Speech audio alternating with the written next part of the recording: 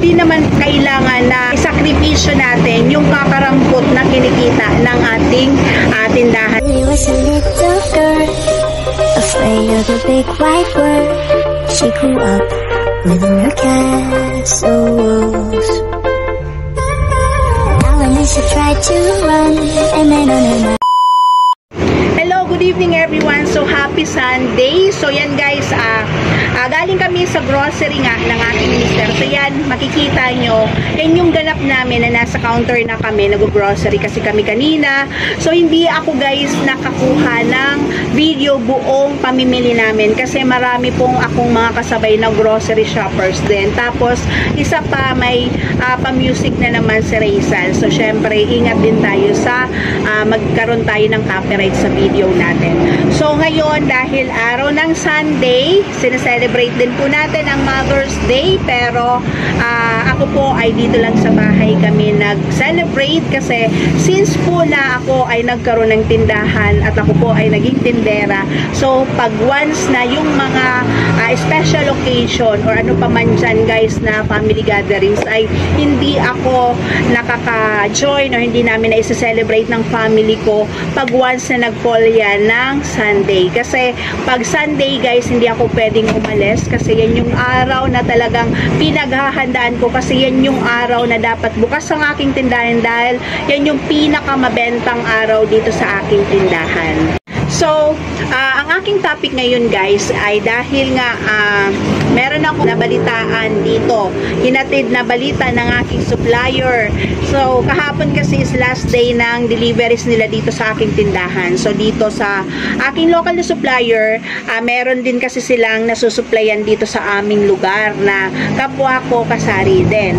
So, ang sabi niya sa akin, ang presyohan daw nitong Coca-Cola na 8 ounce, lahat ng 8 ounce ay dito kasi yung standard price talaga nitong mga 8 ounce ay 20 pesos. So kahit anong mapa-Pepsi man yan, mga RC man yan na produkto at Coca-Cola products ay isa lang yung presyo namin. Kahit magkakaiba yung pupunan namin dito kasi magkakaiba yung supplier, pero 12 pesos to 13 pesos talaga yung standard price ng mga debote dito na 8 ounce. So ang nangyari kasi, dahil nga siguro sa sobrang higpit na competition na sa kanilang lugar, ng kanilang negosyo guys, ay yung isang tindahan ay gusto yata na magkaroon ng maraming customer, mai-dispose niya yung kanyang mga paninda. Yun nga, yung strategy niya is babaan yung presyo. So, ito yung pamamaraan niya, ito yung survival strategies niya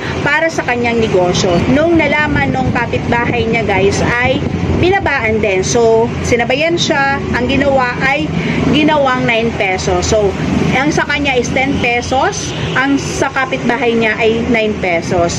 Kung pupumpute natin guys, kasi ang puhunan namin, kasi isa lang yung supplier namin, is 186 yung per case ng 8 ounce ng Coca-Cola products. So, i-divide natin siya sa 24, 7.75 yung puhunan per bottle. So, pag ibinenta namin ng 12 pesos, meron po kaming 4.25. So, yun na yung standard price talaga ng presyohan dito ng 8 ounce. So, meron na kaming tubo na 4.25. So, makatarungan na yun. Makatarungan na yun para sa mga customer natin, pati na rin sa amin na bilang isang sari-sari store owner. So, pero yung ginawa ng isang kapwa namin kasari dito na ginawa niyang 10 pesos. So, yung 4.25 naging 2.25 na lang guys. So, ang laki nang nabawas dun sa malit na nga yung tubo niya, nabawasan pa. So, nung ginaya din ng kapitbahay niya, ginawa ding 9 pesos. Magkano na lang guys? Naging 1.25 na. Hindi naman na maganda na makikipagsabayan tayo para saan. So, after tayo sa magiging benta natin, sa magiging customer natin, makakatulong ba yun sa atin? Sa ating mga pang-araw-araw nating pangangailangan. Isa lang naman yung goal natin, di ba guys? Yung kumita. Bakit ba natin pinasok yung sari-sari store? So, para kumita tayo. So, dito, kung pagbabasehan mo yung ginawa nilang pagpepresyo nila dun sa kanilang paninda, parang hindi na maganda kasi ito, ipag-price war sila guys. Imbis na tumubo sila, kumita sila, ang mangyayari nun ay malulugi sila dun sa kanilang ginagawang strategy.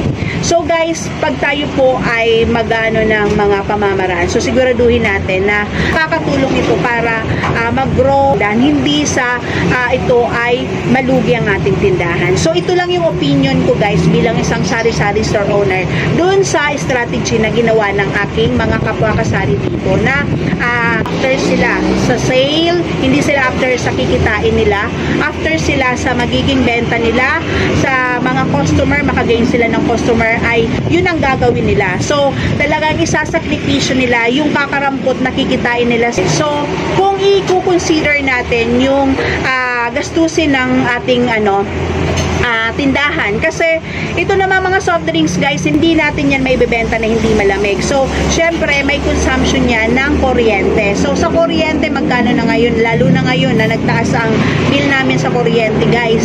So mahal ngayon yung kuryente. So magkano na? So kung magbabayad tayo ng consumption nitong soft drinks na ito ay hindi naman tayo wholesaler, paisa-isa ang bili nito sa ating tindahan. So magkano ang magiging nito guys, consumption nito sa isang buwan. So diba, baka nga pa tayo, abonado pa tayo pagdating sa ng bill ng kuryente. Dapat pag tayo po ay nagpipresyo, kailangan i-consider natin yung store expense, pati na rin yung bayad natin para sa sarili din natin. Kasi kaya nga tayo diba pumasok pagtitindahan para kumita, masustain din yung mga personal nating pangangailangan, pati na rin yung pangangailangan ng ating pamilya. So yan yung aking opinion dito sa strategy na in-apply nila ngayon, na talagang nagsisimula na yung price war dito sa iba naming mga kakompetensya. So ngayon guys, ang akin namang strategy para dito, kasi nga diba sa akin kasi guys, hindi ko para sabayan sila na babaan yung presyo para lang makagain ako ng maraming customer at makagain ako ng malaking sales na maliit naman yung tutubuin ko. So after ako sa tutubuin ko kontra doon sa may didispose kong items. So marami tayong paraan na pwedeng gawin para hindi maisakripisyo yung kakarampot nating kinikita sa mga paninda natin. So tulad nito dito sa akin, so ang tanging may share ko sa inyo, ang ma-advise ko sa inyo na bilang isang sari-sari store owner, dahil nga ito gano'n na nandiyan na yung mga nagsulputan na mga kakompetensya natin, ihanda natin yung sarili natin.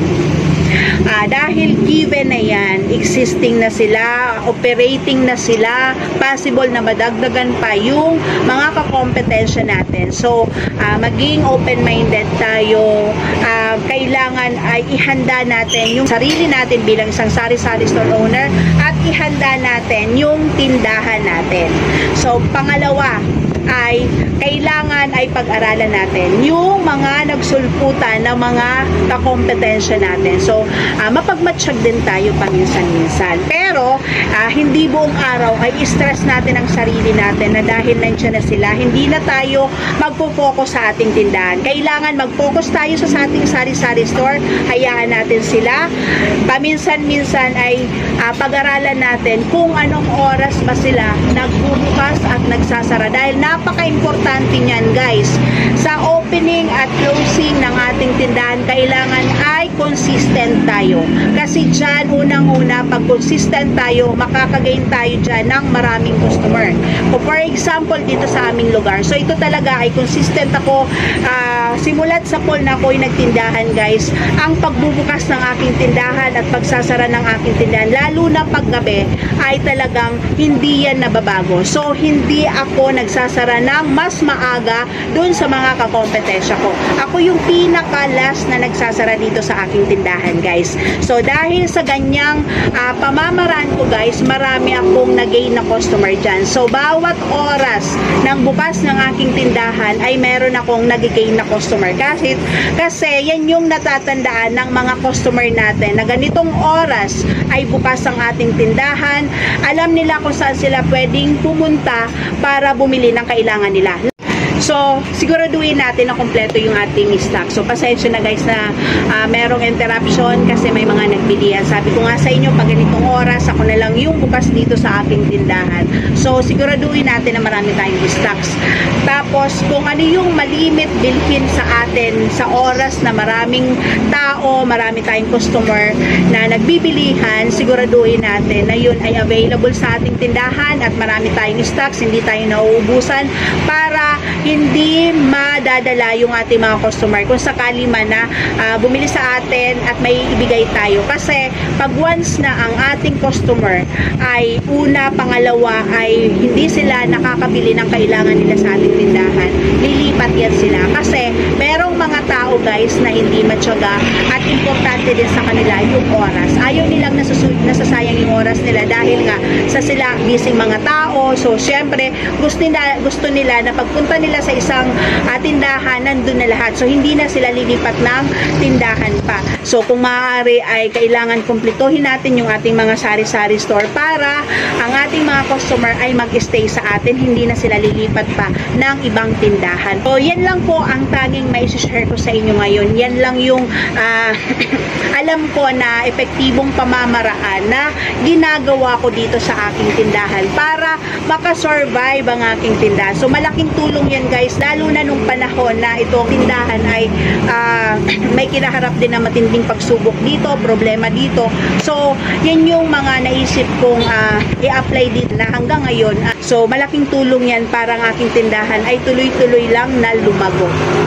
So, yan lang yung aking mai-share sa inyo guys. Ito yung epektibong pamamaraan ko dito para malabanan ko itong mahigpit na competition sa ating negosyo. So, maraming paraan na pwede nating i-apply. So, mag-isip tayo na di naman kailangan na isakripisyo natin yung kakarampot na kinikita ng ating tindahan. I-share ko lang ito kasi nga may nakarating sa akin na yun nga sabi ko, nagsisimula na ang price war. So, depende na lang yan sa mga sari-sari store owner kung sasabayan nila.